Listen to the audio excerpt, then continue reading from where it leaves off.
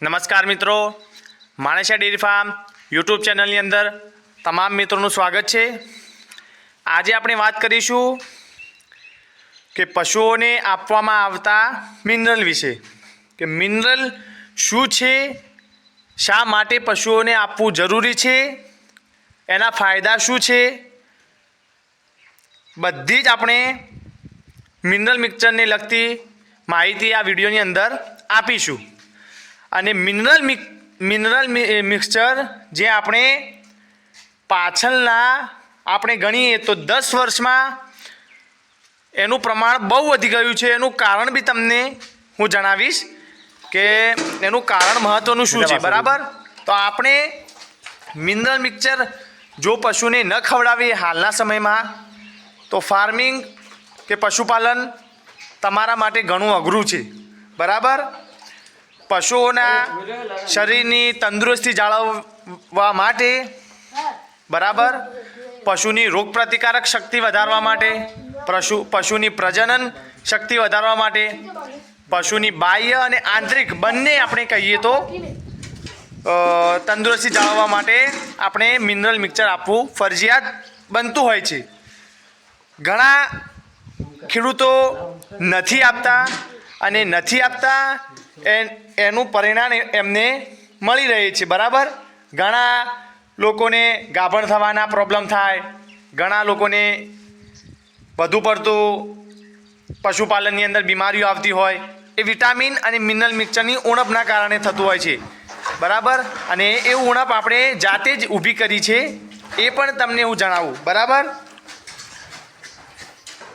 અને mineral mixture આપણને 10 વર્ષ પહેલાં કઈ રીતે મળતું અને હાલ આપણને નથી મળતું એનું કારણ શું છે, બરાબર। તો આપણા આગળના પૂર્વજો કે આપણા વડીલો ખેતરોમાં લીલો ઘાસચારો વાવતા તો એ લોકો શું કરતા કે જે આપણે પશુઓના છાણ હોય તે નાખીને લીલો ઘાસચારો ઉત્પન્ન કરતા, બરાબર।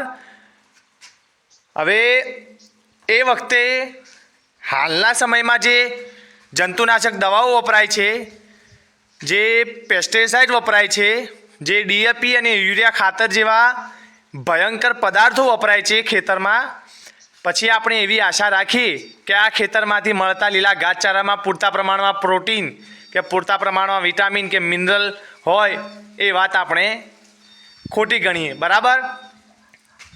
તો આપણે જાતે જ આપણે આપણા પશુ માટે કે આપણે આપણા પોતાની તંદુરસ્તી માટે જે હાલના સમયમાં જે બીમારીઓનું પ્રમાણ વધી રહ્યું છે, એ પછી પશુ હોય કે મનુષ્ય હોય, કોઈ પણ હોય, તો એની જે ગંભીરતા દાખવવી છે એ આપણે પોતે જ દાખવી છે, બરાબર।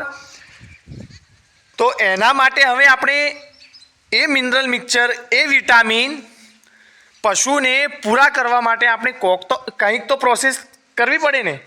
તો કઈ પ્રોસેસથી કે આપણા કયા પ્રયત્નોથી મિનરલ મિક્સચર અને વિટામિનનું પ્રમાણ પૂરતું કરી શકાય પશુઓને, અને જેના કારણે પશુનું તંદુરસ્તી જળવાય, પશુની પ્રજનન શક્તિ જળવાય, પશુમાં આવતા રોગ પ્રતિકારક શક્તિ તે જાળવી શકે અને રોગો સામે લડી શકે, એ પ્રકારનું એનું શરીર હોય। તો એના માટે આપણે કંઈક તો પ્રયત્ન કરવા જોઈએ, બરાબર।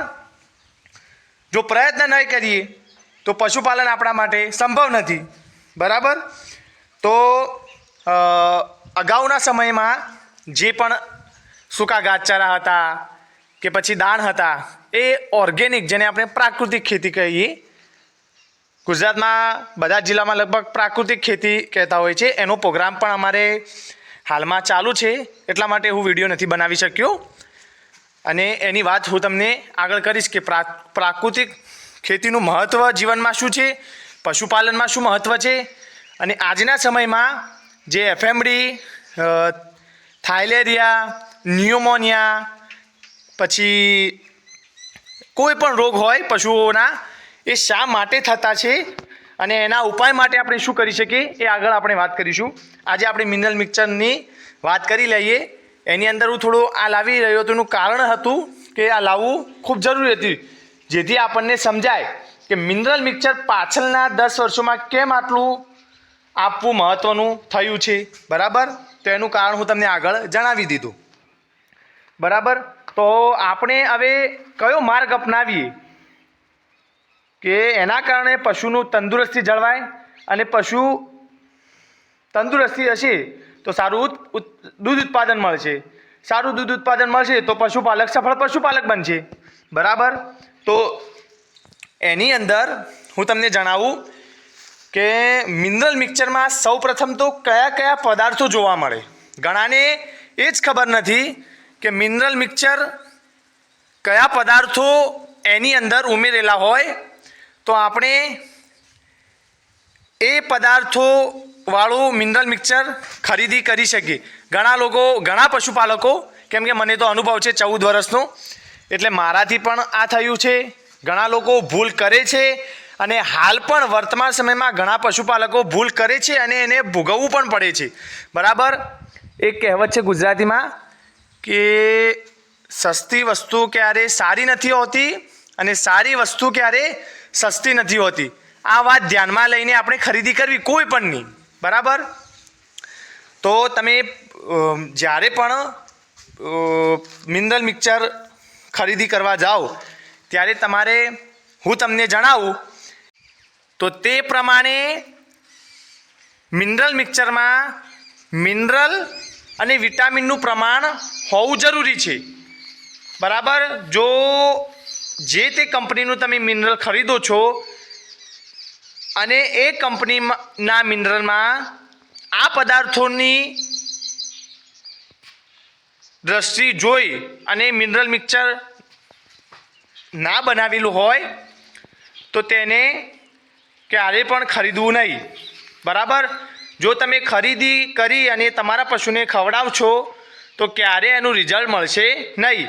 બરાબર, તો હું તમને જણાવું કે કયા પ્રમાણમાં મિનરલ હોવા જરૂરી છે અને વિટામિન હોવા જરૂરી છે. તો સૌપ્રથમ તમને મિનરલ જણાવું કે મિનરલ કયા કયા હોય મિનરલ મિક્સરમાં.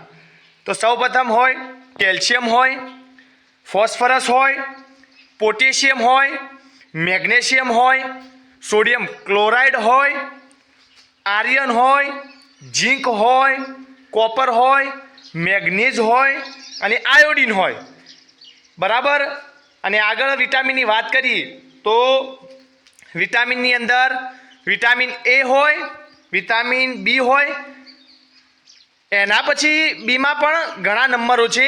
એની અંદર vitamin B1, B2, B3, B5, B6, B7, B9 અને B12.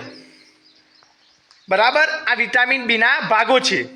એની પછી વિટામિનની અંદર આવે vitamin C, vitamin D, vitamin E, vitamin H, vitamin કે. બરાબર, આ જ પ્રમાણે જો તમને કોઈ કંપની દાવો કરીને આપતી હોય અથવા એની બનાવેલી પેકેજિંગ ઉપર છાપણી કરેલું હોય તો તમારે આ બાબતને ધ્યાનમાં લઈ અને એની એવા મિનરલ મિક્સરની તમે ખરીદી અવશ્ય કરી શકો છો. બરાબર, કેમ કે આજે મેં જે જણાવ્યા પદાર્થો એ રીતે જો તમે આપતા થશો તમારા પશુને તો ક્યારેય પણ જે આપણા પશુમાં પ્રજનક શક્તિ હોય, રોગ પ્રતિકારક શક્તિ હોય, જે પણ પશુની અંદર આપણને અગવડતા પડે છે, જેવા કે પશુ રિપીટ થતું હોય, વારંવાર ગાભણ ના થતું હોય, પશુ પાચન શક્તિ એની ના થતી હોય, તો આ બધા જે પણ પ્રોબ્લેમો થતા હોય છે પશુપાલનમાં એનું મુખ્ય કારણ એ છે કે આપણે આપણા પશુને મિનરલ આપતા નથી અથવા આપીએ છીએ તો એને પૂરતા પ્રમાણમાં જે પદાર્થોનું મિનરલ મિક્સર બનીને અથવા બનાવીને આપવું જોઈએ એ આપણે આપી શકતા નથી.